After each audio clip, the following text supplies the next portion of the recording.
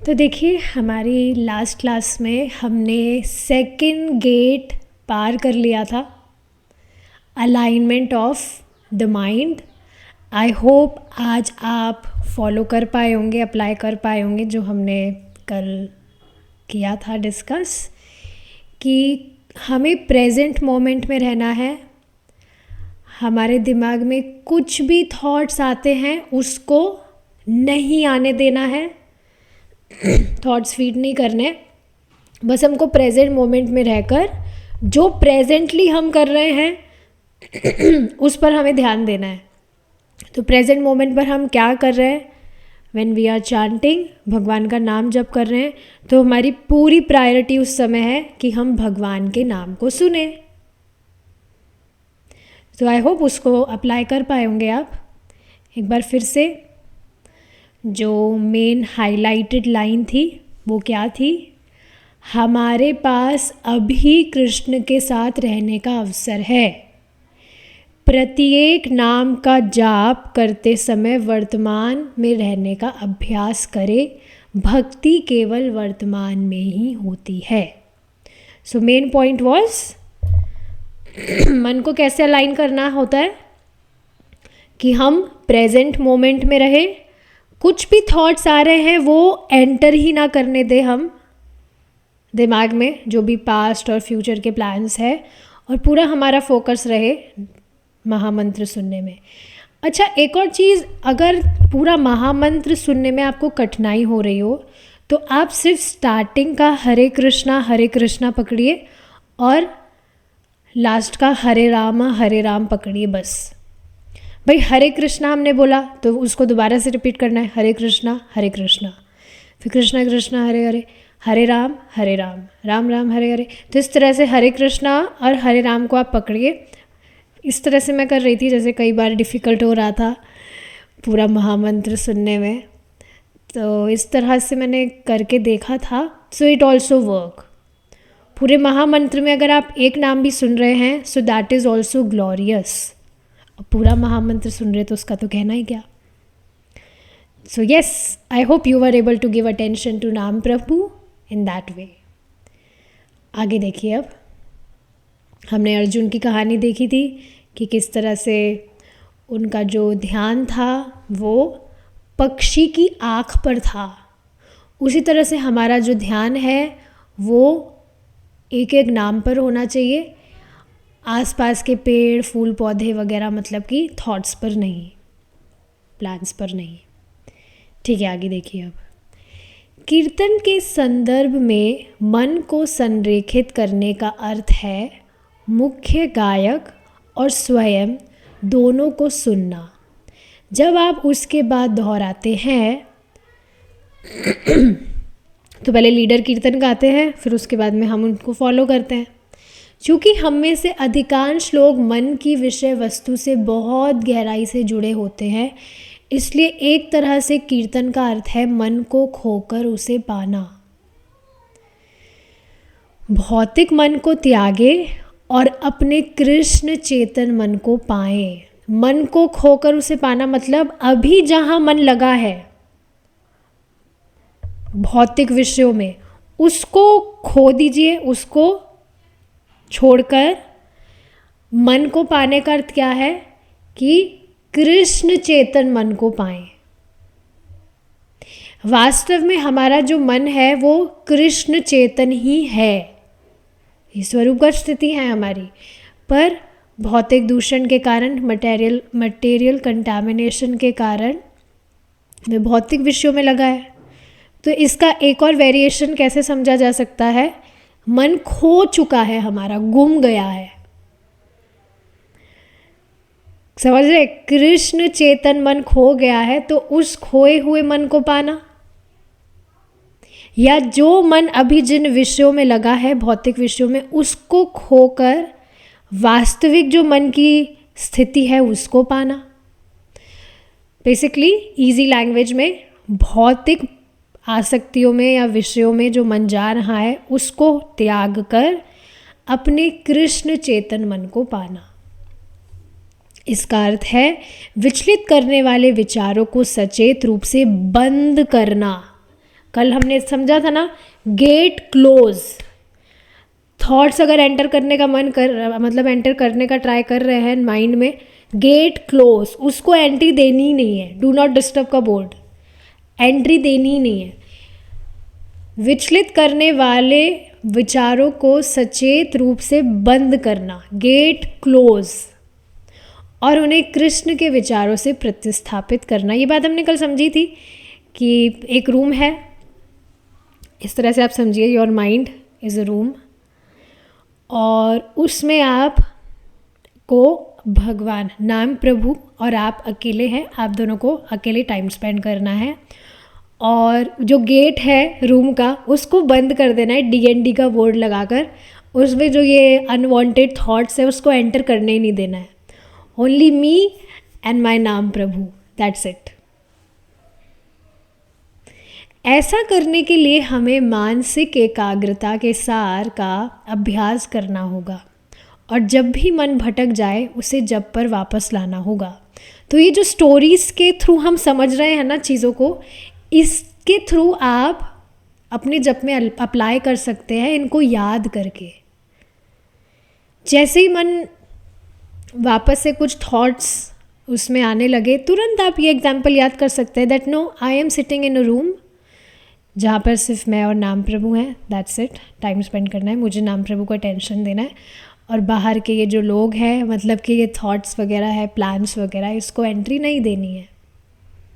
भैया आप सोचिए, बहुत इम्पॉर्टेंट, वेरी इम्पॉर्टेंट पर्सन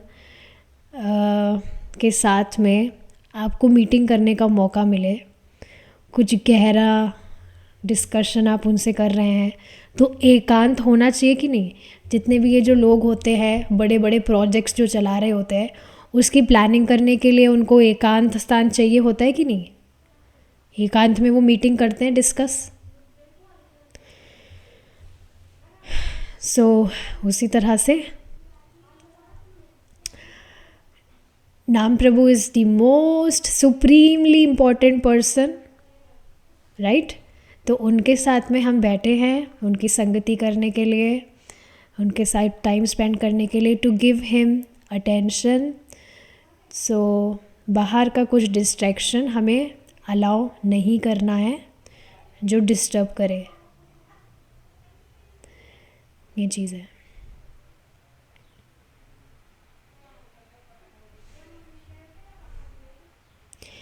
ठीक है। भगवद गीता 6.26 में कृष्ण कहते हैं, यतो यतो निश्चरति मनश्चंचल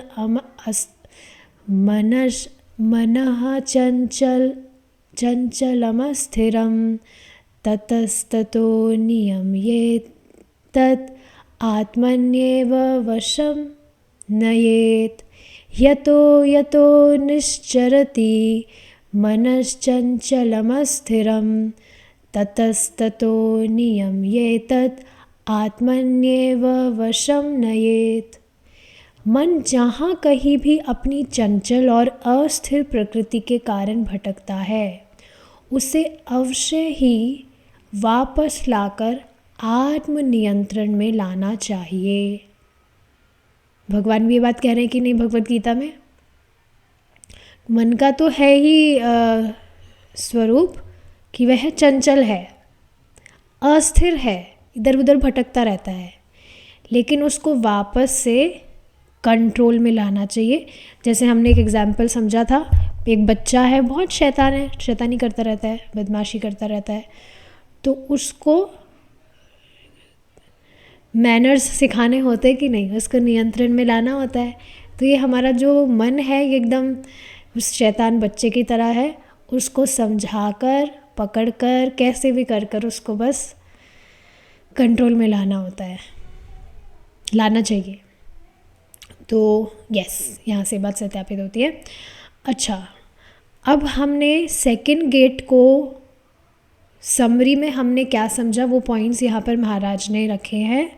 इससे कि पहले हम फर्स्ट ये सेकंड समरी में जाए, एक बार फर्स्ट गेट की समरी को भी हम देख लेते हैं, ताकि भूलना कुछ भी नहीं है हमें। मैं सोच रही हूँ that I will create a separate group, जिसमें मैं थोड़ा नोट्स उसमें मैं पोस्ट कर दिया करूँगी, और शॉर्ट वीडियोस भी उसमें मैं पोस्ट कर दिया करूँगी, क्योंकि ये जो बुक है द लिविंग नेम, ये हमें पूरा जीवन जीनी है। आप स्वयं देख रहे होंगे कितनी प्रैक्टिकल चीज़ें इसमें बताई जा रही है। तो ये कोई कुछ दिन का कोर्स हम यहाँ पर नहीं कर रहे हैं, इसको पूरा जीवन हमें अप्लाई करना है। इस तरह से हम इसको समझें, इस वजह से इसको इतना टाइम देकर हम समझ रहे हैं, क्योंकि ये पूरा जीवन हमें अप्लाई करना है। और आप देखेंगे सिर्फ कुछ टाइम के अभ्यास से ही आप नियमित रूप से इस तरह से करते रहे तो आप बहुत ज़्यादा क्वालिटी देख पाएंगे अपने जप में। कल एकादशी है, ज़्यादा से ज़्यादा जप करने का प्रयास अगर आपका रहे तो बार बार में अनअटेंटिव चैंटिंग की जगह ट्राई करिएगा। ये सारी के सारे जो हमने इस पूरे हफ्ते में थ्रू आउट द वीक जो भी चीज़ें हमने सीखी हैं उसको हम कल पूरे दिन भर में अप्लाई कर सके। तो देखिए समरी में अलाइनमेंट ऑफ बॉडी हमने क्या देखा था कि हम एकाग्रता से सीधे बैठे विथ द इरेक्ट पोस्चर, एकदम सीधा। जो हम नाम बोल रहे हैं वो एकदम स्पष्ट उच्चारण करें, बीच में नाम को खा ना जाए या जल्दी जल्दी के चक्कर में हम उच्चारण में कुछ गलती ना कर दे। तो स्पष्ट बोलने का प्रयास करें और नाम को सुनने का प्रयास करना है। ठीक है, ये हुआ first gate. Second gate alignment of mind, उसमें हमने क्या देखा, अतीत और भविष्य के विचारों को त्याग कर पूरी तरह वर्तमान पर ध्यान केंद्रित करना, बी इन प्रेजेंट मोमेंट। पवित्र नामों को सुनने पर अपना ध्यान बार बार लाना। बार बार इस एग्जाम्पल को इस तरह से समझिए, रूम वाले एग्जाम्पल से, that you are in a room with नाम प्रभु और आपने गेट क्लोज किया हुआ है। जो भी थॉट्स हैं उनको एंट्री देनी ही नहीं है, बिल्कुल अपने माइंड को बंद कर देना है। कुछ काम कर ही नहीं रहा है, जैसे कुछ थॉट्स फीड करने की पोजीशन में ही अभी नहीं है बेचारा इस तरह से अपने माइंड को कर देना है, बस भगवान के नाम को सुनने पर ध्यान लगाना है। तो पवित्र नामों को सुनने पर अपना ध्यान बार बार लाना। यदि मन फिर भी भटकता है तो निराश ना हो, बस उसे पकड़ना और वापस लाना सीखे। भाई इसके अंदर दुखी होने वाली बात नहीं है, अगर आप नहीं भी कर पा रहे तो आप प्रयास कर रहे हैं, that is also a victory. कि कम से कम आप सचेत तो हो रहे हैं कि मुझे इम्प्रूव करना है, मुझे मैकेनिकल चैंटिंग ही नहीं करते रहना है। तो ये भी एक बहुत बड़ी विक्ट्री है। भाई एक तो एक स्टेट है कि हम सोच ही नहीं रहे, हाँ जैसे कर रहे हरे कृष्ण कृष्ण हरे राम राम राम राम हरे हरे कृष्ण कृष्ण हरे राम राम। एक तो बस इसी में सोच ही नहीं रहे कि कुछ इम्प्रूव हमें करना चाहिए। भाई जो महामंत्र है वही सार है, यही कृष्ण प्रेम हमें देगा, तो इसको आदर बुद्धि से अटेंटिव होकर जब करें। कुछ उसमें एक तो मतीन नहीं लग रही है, एक तो ये स्टेट है, और एक आप प्रयास कर रहे हैं कि मुझे इम्प्रूव करना है, मुझे अटेंशन देना है नाम प्रभु को। तो कोई बात नहीं, अगर नहीं भी कर पा रहे हैं, मन भटक भी जाता है, तो उस पर निराश होने की ज़रूरत नहीं है, उसको वापस से लाने का प्रयास करना है। यह एक ऐसी चीज़ है जिसका निरंतर अभ्यास करना आवश्यक है। इस बात को प्लीज़ समझिए कि ये एक बार के अभ्यास से नहीं हो जाएगा कि आज हमने सुना और कल से हम बिल्कुल अटेंटिव जब करने लग गए। There will be some slips, अभी भी कहीं ना कहीं हम फिसलेंगे ही। कई बार थॉट्स में हम चले जाएंगे, होगा कई बार ऐसा, लेकिन कोई बात नहीं है, उसमें निराश होने की बात नहीं है। क्योंकि अभी जब से हम जप करना स्टार्ट किए थे तब से अब तक हम जैसे जप कर रहे थे, तो अभी तक तो वैसा अभ्यास बन गया ना। तो अब सही तरह से करने का जो अभ्यास है वो कंसिस्टेंटली हम इसका अभ्यास जब करेंगे तो वो ठीक हो जाएगा। It's just that easy. Srila Prabhupada ने उत्साहवर्धक शब्दों में इस समाधान को दोहराया। मन को वश में करना क्या है? आपको जप करना है और सुनना है, बस इतना ही। आपको जीभ से जप करना है और ध्वनि सुननी है। बस इतना ही। तो ये हमने जो एग्ज़ाम्पल समझे भी हैं, इसको अप्लाई करना, मतलब आप ऐसे समझ रहे होंगे कि बस इतनी सी बात समझनी है तो इतनी स्टोरी क्यों हमें बताई जा रही है कि ये गेस्ट का एग्ज़ाम्पल, ये रूम का एग्ज़ाम्पल, ये एग्ज़ाम्पल, वो एग्ज़ाम्पल, ताकि हमें याद रहे, ताकि हम सचेत रहे। भाई है तो छोटी सी बात कि ध्वनि को सुनना है, जीभ से जब करना है ध्वनि को सुनना है, पर ये बात हमें याद कहाँ रहती है। We slip. ये बात तो हम शुरू से ही सुन ही रहे हैं ना, नाम जप करना है, जीभ से स्पष्ट बोलना है, सुनना है, बट फिर भी हम स्लिप कर जाते हैं। तो इन एग्जाम्पल्स को याद रखना ज़रूरी है ताकि हम जप करते समय इसको अप्लाई कर सकें। बस जब शुरू करने से पहले ही आप एक बार कॉन्शियसली सोचिए, ये जो 2-3 गेट हमने डिस्कस किए हैं, सीधा बैठना है मुझे, आगे और पहले जो भी विचार है पास्ट और फ्यूचर के वो नहीं आए, मुझे बस मेरा ध्यान देना है कि मैं नाम प्रभु को अटेंशन दूँ। सिंपल। और बस फिर करना क्या है आपको, जीभ से स्पष्ट उच्चारण करते हुए सुनना है। मन का प्रश्न क्या है? Now moving forward to our third gate, हृदय को एकाग्र करना। देखिए क्या है, तीसरा और अंतिम द्वार जिसे हमें पार करना है। 2 गेट पार कर लिए कि नहीं, चेक कर लीजिए आप। फर्स्ट गेट पार कर लिया, सीधा बैठना सीख गए हैं, नाम भी सही से उच्चारण कर ही रहे हैं और नाम खा नहीं रहे हैं, पूरा महामंत्र बोल रहे हैं। सेकंड गेट भी पार कर लिया है जिसमें हम हमारे थॉट्स वगैरह एंटर नहीं करने दे रहे हैं, पूरा अटेंशन हम नाम प्रभु को दे रहे हैं, प्रेजेंट मोमेंट में रह रहे हैं। सेकंड गेट पार करके अब थर्ड गेट आता है जिसे हमें पार करना है। वह है भक्ति भाव से परिपूर्ण हृदय को अपने अभ्यास में लाना। ये थोड़ा इम्पॉर्टेंट और एडवांस थोड़ा सा लेवल है, इसको देखेंगे क्या है। एडवांस का मतलब डरने की बात नहीं है, बहुत इजी वे में महाराज बता रहे हैं। देखिए क्या है, कैसे भक्ति भाव से परिपूर्ण हृदय को अपने अभ्यास में लाना। कैसे? हम उस भगवान के बारे में सोच हम उन भगवान के बारे में सोच कर शुरुआत करते हैं जिनका हम जप कर रहे हैं। यद्यपि जैसे ही हम कृष्ण को किन्हीं ऐसे व्यक्ति के रूप में सोचने का प्रयास करते हैं जिसकी हमें आवश्यकता है, हमारे हृदय में अन्य चिंताएं उमड़ने लगती हैं। साथ ही भव्य घर, उपकरण, धन, प्रसिद्धि, आराधना, प्रतिष्ठा और विलासिता की लालसाएं जीवन भर हमें सताती रहती है, जो भी मटेरियल डिज़ायर्स हैं। परंतु यदि हम इन सभी इच्छाओं को उनके मूल तक परखें तो हम पाएंगे कि सतह के नीचे प्रेम, आश्रय, स्थिरता, प्रशंसा, आराम, सुरक्षा आदि की आवश्यकता है।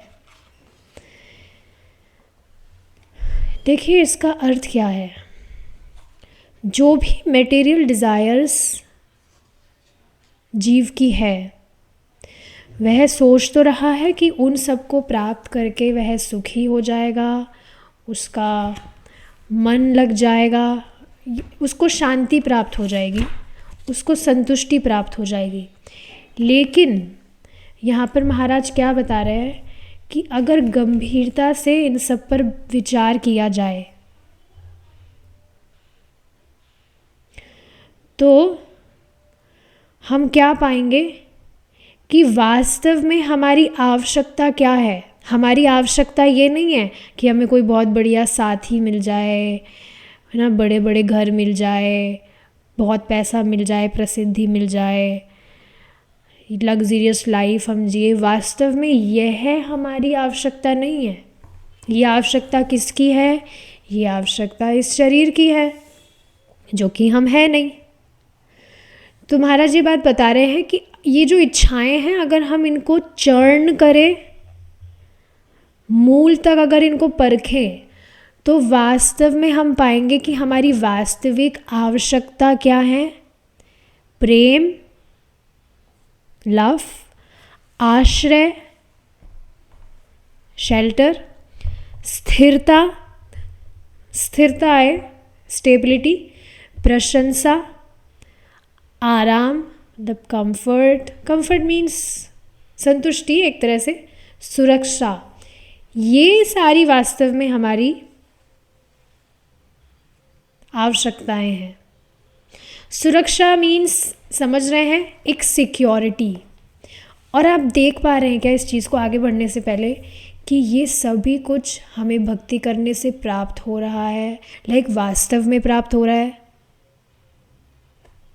एक एक पॉइंट देखिए आप। प्रेम भी वास्तव में सही बताए तो भक्ति में आने के बाद ही व्यक्ति प्रेम का अर्थ समझता है, नहीं तो भौतिक जगत में प्रेम का अर्थ क्या है वो आप अच्छे से जान रहे हैं।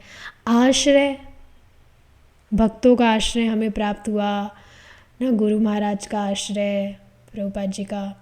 स्थिरता, जीवन में स्थिरता आई है कि नहीं? नहीं तो पहले मैं खुद इस चीज़ को देखती हूँ, पहले आई वॉज जस्ट वॉन्डरिंग, इधर उधर बस भ्रमण कर रहे हैं, जैसे एमलेसली। वॉन्डरिंग का मतलब कि कुछ भी पर्पस नहीं है लाइफ का, बस इधर उधर ऐसे ही खुले बैल की तरह घूम रहे हैं बट स्थिरता, now we have a purpose in life, तो एक स्थिरता है जीवन में, एक नियम है जिसको हम डेली फॉलो कर रहे हैं, एक स्केड्यूल है जिसको हम फॉलो कर रहे हैं।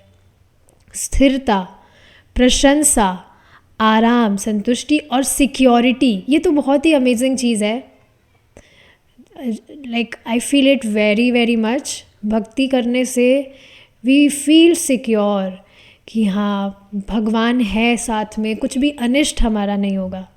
Krishna is there to take care.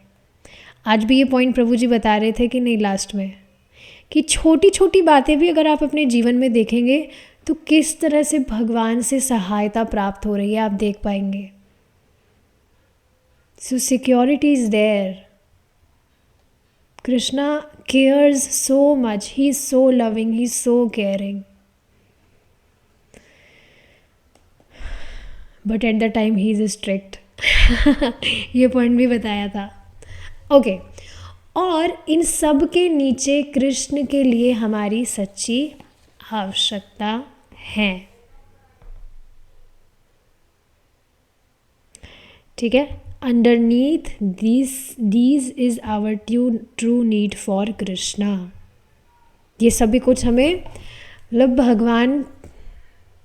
भगवान की हम भक्ति कर रहे हैं तब वास्तव में ये सब कुछ हमें अनुभव हो सकता है। भगवान को गायब कर दिया तो बस फिर व्यक्ति बेचारा इन सब के पीछे ही भागता रहेगा, साथ ही चाहिए, बड़ा घर चाहिए, ये चाहिए वो चाहिए, फिर भी कुछ संतुष्टि उसको प्राप्त नहीं होगी। यस, वही एकमात्र है जो इन सभी आवश्यकता को पूरा कर सकते हैं। इस बात को आप समझ रहे हैं कि नहीं, कि अभी हमने समझा कि ये जो व्यक्ति जहाँ पर अपनी मति लगा रहा है कि उसको साथी मिल जाए, बड़ा घर मिल जाए, धन मिल जाए, प्रतिष्ठा मिल जाए, ये तो देखिए जीवात्मा की आवश्यकता है नहीं, ये तो शरीर का बेसिकली है, शरीर से संबंधित है ये सारी वस्तुएं। आत्मा को ये सब वस्तुएं ना तो कभी संतुष्ट कर सकती है ना उसको टच कर सकती है। अब आत्मा की आवश्यकता क्या है वो यहाँ पर महाराज ने रखी है, और ये वास्तविक ये जो आवश्यकता है ये भगवान ही पूरा कर सकते हैं।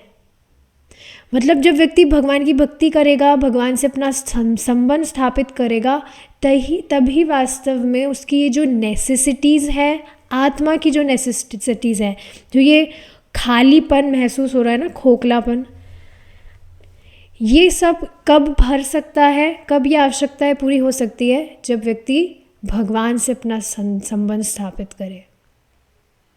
वही एकमात्र है जो इन सभी आवश्यकताओं को पूरा कर सकते हैं। वास्तव में उनके लिए हमारी आदिम लालसाएं ही इन सतही चीज़ों के स्थान पर आ गई है।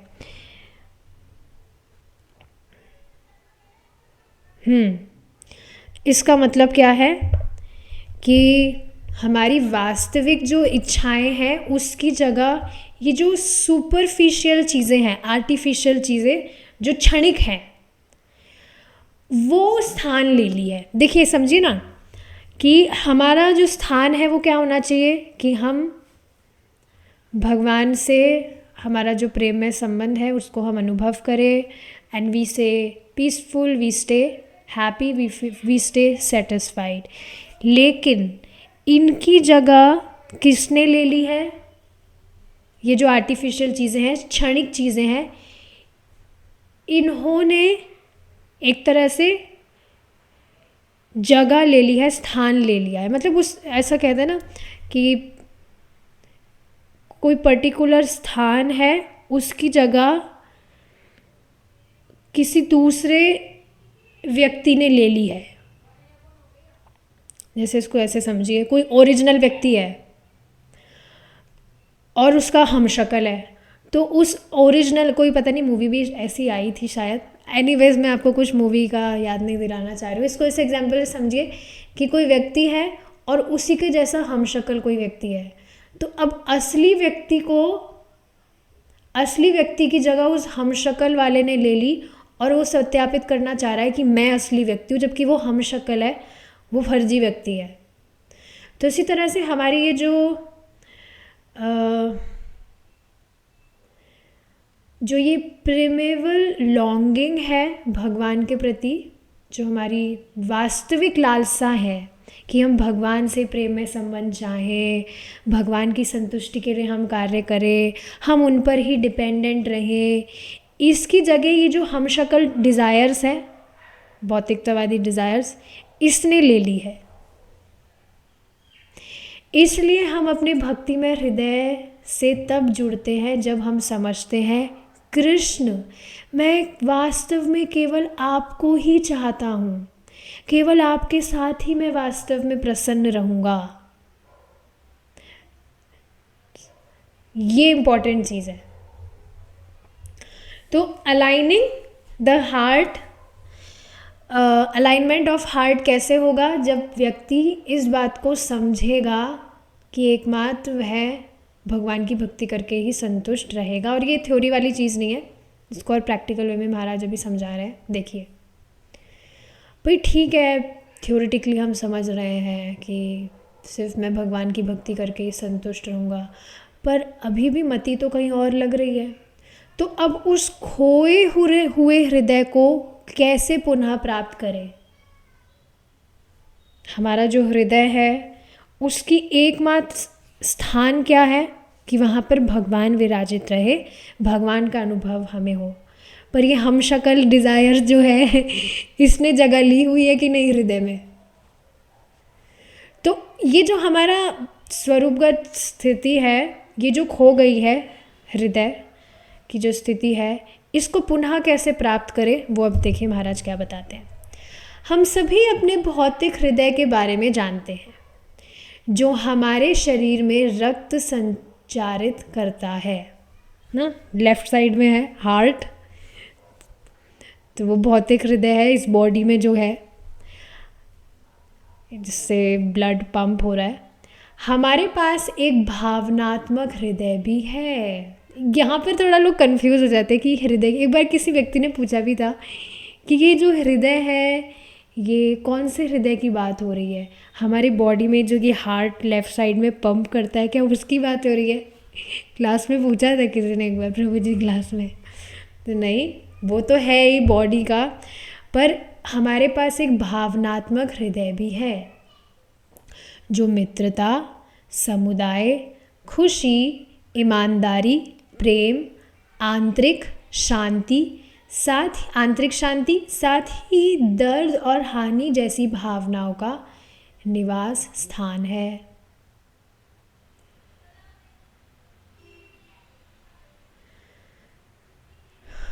यस,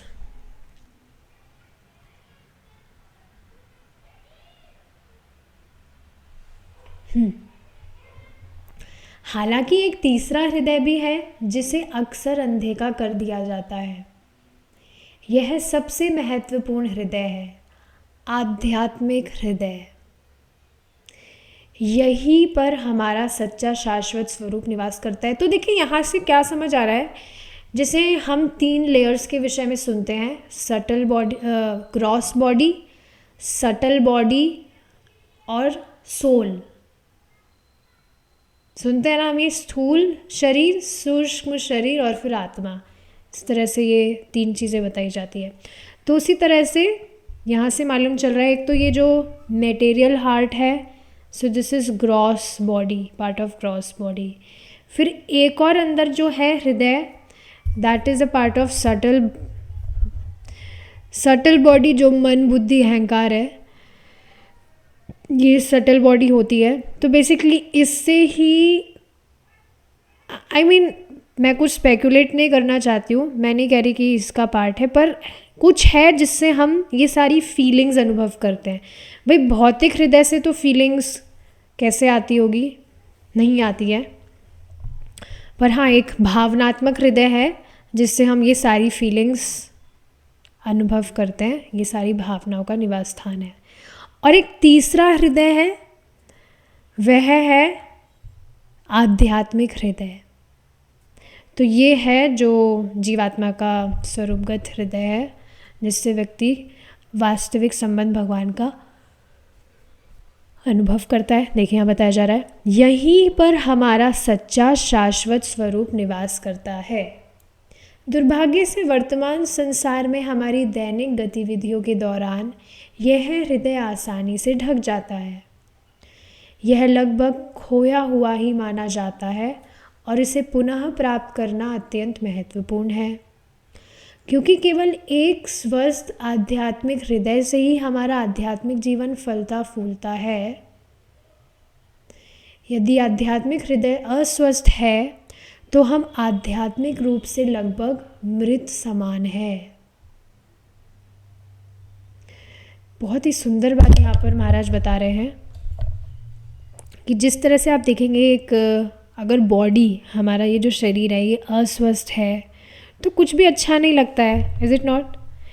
वापस से एक माता जी का मैं एग्जांपल दूंगी, तो उनके कुछ डिजीज़ है बॉडी में, पता नहीं कुछ डॉक्टर ने क्या कुछ जवाब दिया है, क्या दिया है, तो क्योंकि बॉडी अस्वस्थ होने के कारण वो थोड़ा डिप्रेशन में है। तो भाई बॉडी अगर आप सोचिए ना अस्वस्थ है तो फिर हमारा भी जो मूड है वो अपसेट सा रहता है। ये नेचुरली है, ये उनकी बात नहीं है, सबके साथ ही ऐसा होता है। भक्ति में ये चीज़ है कि हम भक्ति कर रहे हैं तो फिर अब अस्वस्थ शरीर से ढंग से हम भजन नहीं कर पाते, तो वो एक दुख होता है। तो उसी तरह से अब दूसरी जगह, if we are healthy, we are active, तो बढ़िया से भजन भी हम कर पाते हैं। So we feel happy that वे।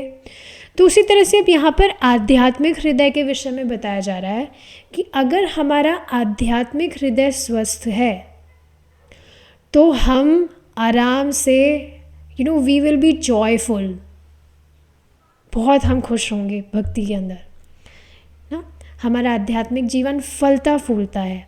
लेकिन अगर आध्यात्मिक जीवन ही अस्वस्थ है तो फिर हमारा जो ये आध्यात्मिक जीवन है ये लगभग मृत के समान है, इसमें कुछ उत्साह नहीं होगा, बस अपसेट अपसेट एंड अपसेट। तो हम अपने आध्यात्मिक हृदय को कैसे खोजें और पुनः जीवित करें? हमें कृष्ण के साथ भक्ति में संबंध स्थापित करना चाहिए। तीसरा हृदय आध्यात्मिक संबंधों में प्रेम का अनुभव करने और उसे व्यक्त करने के लिए बना है, जिससे हमारा हृदय सक्रिय रूप से पोषित होता है। यांत्रिक अभ्यास, जो कर्तव्य की भावना या शास्त्रों में वर्णित सभी बातों का पालन ना करने के भय से प्रेरित होता है, वास्तव में हमें उस जीवनदायी क्षेत्र में प्रवेश करने में मदद नहीं करेगा जिसकी हम कामना करते हैं। केवल एक जीवन भक्तिमय संबंध ही भगवान को हमारे साथ संवाद करने और हमारी इच्छाओं का उत्तर देने के लिए प्रेरित कर सकता है। भावपूर्वक कृष्ण तक पहुँचने से भक्ति में परिकल्पित गतिशील जीवन का मार्ग प्रशस्त होता है और इस प्रकार हमारे तीनों हृदय संतुष्ट होते हैं। अपने आध्यात्मिक हृदय के इस गहनतम स्थान से ही हमें अपनी पूरी शक्ति से जप या कीर्तन करना चाहिए। दिव्य युगल से सेवा की याचना करनी चाहिए। दिव्य युगल इस श्री श्री राधा कृष्णा, श्री राधा श्याम सुंदर। इस प्रकार हम सच्चे मन से उनके प्रति लीन हो सकते हैं, यानी कि एब्जॉर्ब हो सकते हैं उनकी भक्ति में, और भक्ति भाव से उन्हें संबोधित कर सकते हैं। सो देखिए, अलाइनमेंट ऑफ हार्ट से क्या मालूम चल रहा है? यहाँ से मालूम चल रहा है दैट वी शुड प्रे।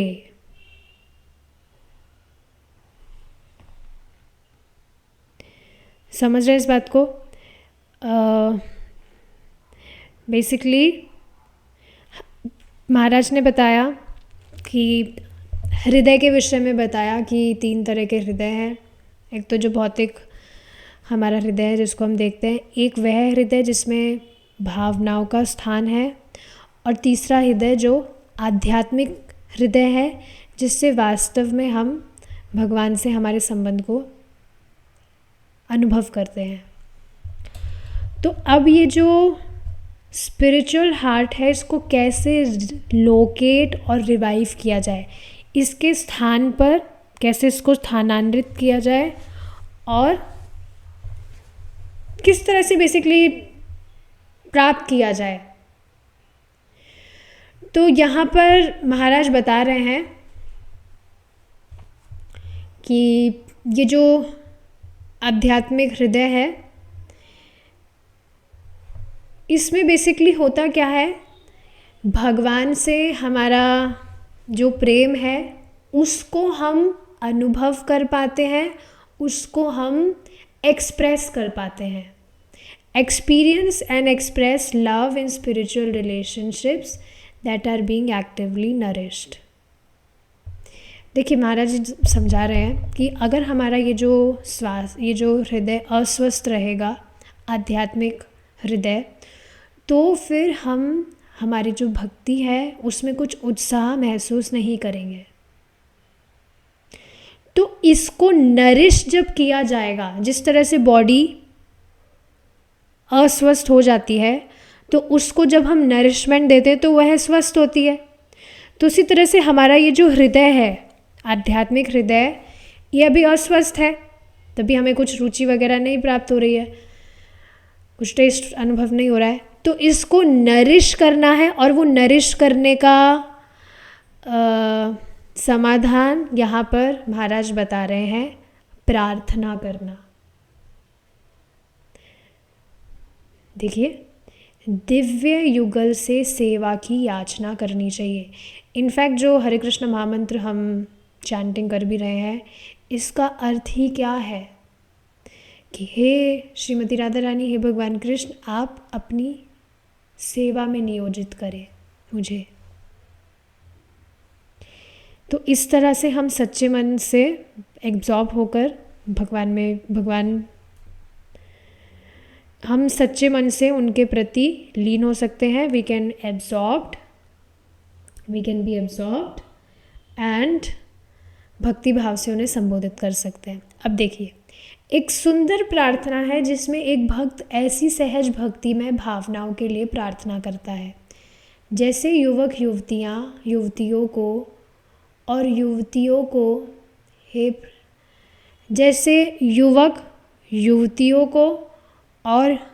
युवतियाँ युवक को, उनको जैसा अट्रैक्शन होता है। देखिए, just as young man desire young ladies and young ladies desire young man. एक जो युवक है उसको युवती से आकर्षण होता है, एक जो युवती है उसको एक युवक से आकर्षण होता है। तो उसी प्रकार हे प्रभु, मेरा मन आपकी ओर आकर्षित हो। यह वह भावना है जो भक्त तब व्यक्त करते हैं जब वे अपने आध्यात्मिक हृदय के द्वार को अवरुद्ध करने वाले पुराने कर्मों और इच्छाओं से मुक्ति पाना चाहते हैं। देखिए, सबसे पहले तो हमें ये समझना चाहिए, जो अब कहीं ना कहीं भक्तों को समझ आ गया। सबसे पहले तो ये बात है कि ये जो बुक है वो बिल्कुल जो नया डिवोटी है उसके लिए नहीं है, उसको ये बातें समझ ही नहीं आएगी।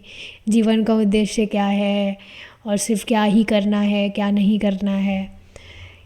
तो ये थोड़ा भक्त जो काफ़ी टाइम से अपना नाम जप कर रहे हैं, कृष्णा कॉन्शियस प्रैक्टिस कर रहे हैं, पर उनको टेस्ट नहीं मिल पा रहा है, नाम जप कर रहे हैं, भक्ति में टेस्ट नहीं मिल पा रहा है, तो कहाँ वो कमी कर रहे हैं वो ये बातें इसमें समझाई जा रही हैं। और बेसिक जो चीज़ें हैं उससे व्यक्ति ऑलरेडी अवगत है, ये एक्सपेक्टेड है। तो इस वजह से थोड़ा आप देखेंगे थोड़ा हाई लेवल की भी चीज़ें हैं इसमें, मतलब वैसी हाई लेवल की नहीं, बट हाई लेवल आप समझ रहे हैं ना कि काफ़ी टाइम से व्यक्ति भक्ति का अभ्यास कर रहा है लेकिन उसको कठिनाई आ रही है आगे प्रगति करने में, तो वो कहाँ कमी कर रहा है वो सारी चीज़ें इस बुक में बताई जा रही है। तो अब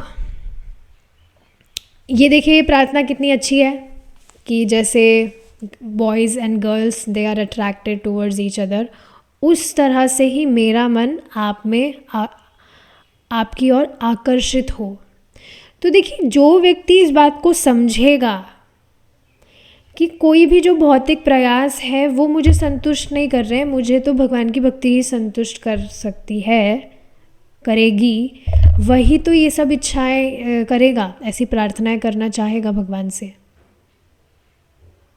तो यही यहाँ बताया जा रहा है कि यह भावना है, यह वह भावना है जो भक्त तब व्यक्त करते हैं जब वे अपने आध्यात्मिक हृदय के द्वार को अवरुद्ध करने वाले पुराने कर्मों, ये जो पुरानी जो भी अभ्यास है, पुरानी जो भी इच्छाएं हैं जो बाधा बन रही है, जिससे हमारा मन भगवान में नहीं लग रहा है, उनसे अब वे वॉलेंटरली मुक्त होना चाहते हैं।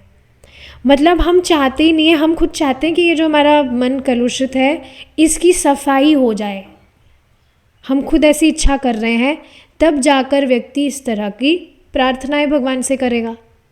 तो उसको समझ आ रहा है कि मेरी ये जो इच्छाएं हैं दीज आर नॉट गुड, ये बाधा बन रही हैं जिसकी वजह से मैं भगवान को पूरी तरह से संतुष्ट नहीं कर पा रहा हूँ और मुझे नाम में रुचि प्राप्त नहीं हो रही है। तो वह स्वयं उससे मुक्त होना चाहता है। हमें हृदय रूपी मंदिर के मार्ग को सुगम बनाने की लालसा रखनी चाहिए, जहाँ हमें अपनी वास्तविक आत्म अभिव्यक्ति और आध्यात्मिक इच्छा शक्ति प्राप्त होगी। इस बात को देखिए बताया जाता है कि भगवान को गंदगी पसंद नहीं है, उनको सफाई, साफ़ सुथरी जगह पसंद आती है।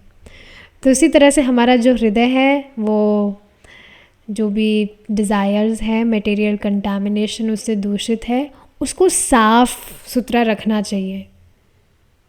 और वो साफ़ भी भगवान ही करते हैं।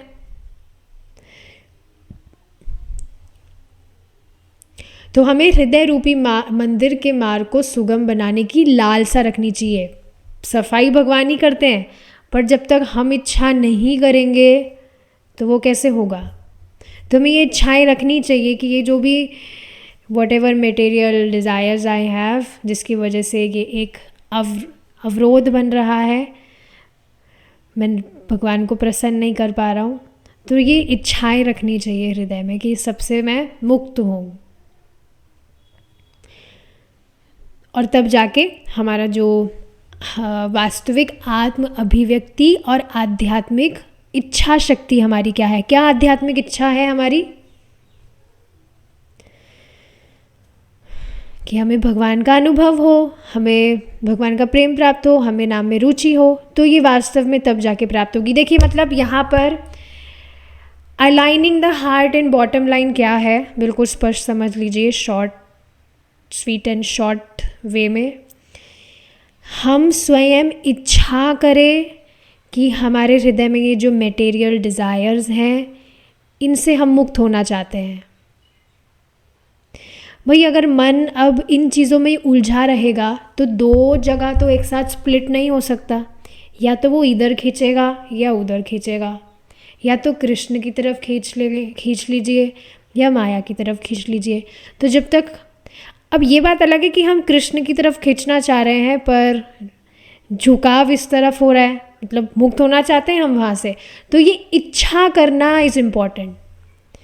अलाइनिंग द हार्ट मीन्स बिल्कुल स्पष्ट कि आपके मन में इच्छा है कि आप नाम प्रभु को संतुष्ट करना चाहते हैं, आप अपनी जो भी भौतिक ये इच्छाएं हैं इनसे मुक्त होना चाहते हैं। यदि हम उस मार्ग का अनुसरण करते हैं तो कृष्ण तुरंत ध्यान देंगे, हे कोई मुझे पुकार रहा है, मुझे उसे अपनी शरण में लाना चाहिए, वो इच्छुक है, वो मुझे प्राप्त करना चाहता है। देखिए इस बात को समझिए, अटेंटिव चैंटिंग करने का मतलब ही क्या है। इसमें बहुत सारी चीज़ें हैं जो आप समझ रहे हैं। अटेंटिव चैंटिंग का मतलब यह भी है कि निरपराधिक रूप से नाम जप कर रहा है। निरपराधिक नाम क्या है? जो 10 अपराध है उससे बचना। तो उसमें एक पॉइंट ये भी आता है कि नहीं कि जो नाम आप कर रहे हैं तो नाम की इतनी महिमा मालूम होने के बाद में भी उससे कुछ भौतिक मांगना, भौतिक लालसा रखना, मटेरियल डिज़ायर्स हृदय में रख रहे हैं और फिर चैंटिंग कर रहे हैं, ये इच्छा पूरी हो जाए, ये इच्छा पूरी हो जाए, तो ये भी एक नाम अपराध है कि नहीं? तो निरपराधिक जप, अटेंटिव जप का मतलब ही ये है कि ये सारे पॉइंट्स उसमें कवर हो गए हैं। तो ये अंडरस्टूड है कि ये सारी बातें आपको पता है, जो आपको पता ही है। So aligning the heart, I hope समझ आया होगा यहाँ से कि हम स्वयं ये इच्छा रख रहे हैं हमारे हृदय में, हमारा intention. Aligning the heart is basically all about the intention, कि हम किस इंटेंशन से नाम जप कर रहे हैं। अहेतुकी भक्ति यहाँ पर आ गई कि किसी हेतु से हम नाम जप नहीं कर रहे हैं, हमारी एकमात्र जो लालसा है वो क्या है कि नाम प्रभु से संतुष्ट हो जाए और कुछ भौतिक मुझे नहीं चाहिए। मैं बस जो नाम जप कर रहा हूँ, मैं नाम प्रभु आपको मैं अटेंशन दे रहा हूँ, आपको अटेंशन देने के लिए, बस आपको मैं अटेंशन दे रहा हूँ। और अटेंशन देने से व्यक्ति संतुष्ट होता है। तो मैं आपको अटेंशन दे रहा हूँ, आपको अटेंशन देने के लिए मुझे मटेरियल डिज़ायर्स नहीं चाहिए। हाँ, ऐसा नहीं कि मटेरियल डिज़ायर्स है नहीं, बट मैं उनसे मुक्त होना चाहता हूँ। सो this is the aligning the heart. और जब भगवान तो हृदय में ही है, सारी इच्छा जान रहे हैं, तो आपकी जब इस तरह की इच्छा है तो कृष्ण तुरंत ध्यान देंगे, कोई मुझे पुकार रहा है, ही रियली वॉन्ट्स मी, ये सच में मुझे चाह रहा है, इसको मटेरियल कुछ नहीं चाहिए, ये सच में मुझे चाह रहा है, तो मुझे उसे अपनी शरण में लाना चाहिए और भगवान लेंगे। अब वह अब मेरा है। जिस आप इस तरह से इसको मेडिटेट करके देखिए ना, आप नाम प्रभु को प्रसन्न करने का प्रयास कर रहे हैं, अटेंटिव जब कर रहे हैं, और सारी मतलब आप हमने सारी चीज़ें सीख ली है, द फॉर्मूला, जो कि ऐसा नहीं है कि हम पहली बार सुन रहे हैं।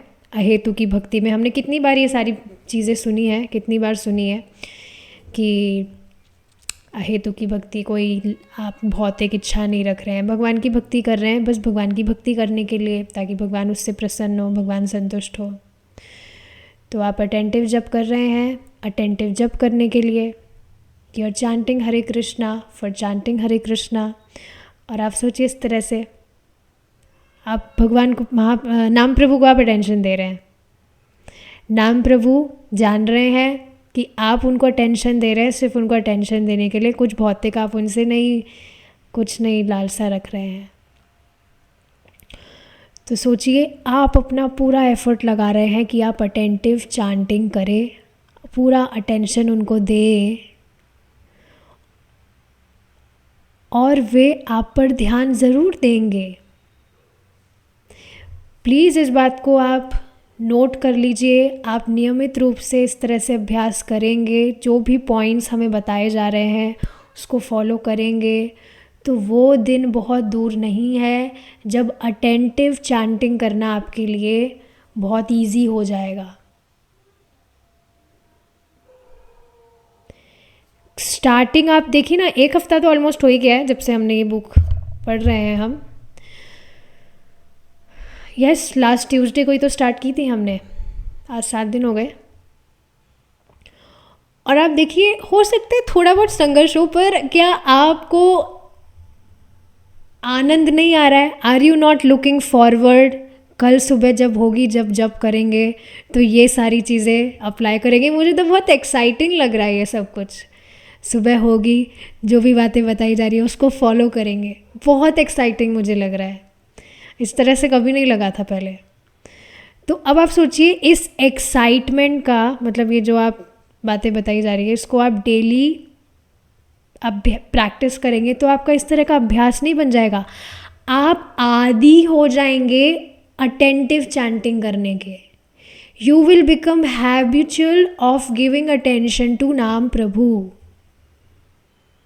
ठीक है, आपको गूज़बम्स नहीं दे रहे, आप क्या बोलते हैं उसको, आपको लत पड़ जाएगी कि आपको नाम प्रभु को अटेंशन देना है, आपसे रहा ही नहीं जाएगा बिना उनको अटेंशन दिए।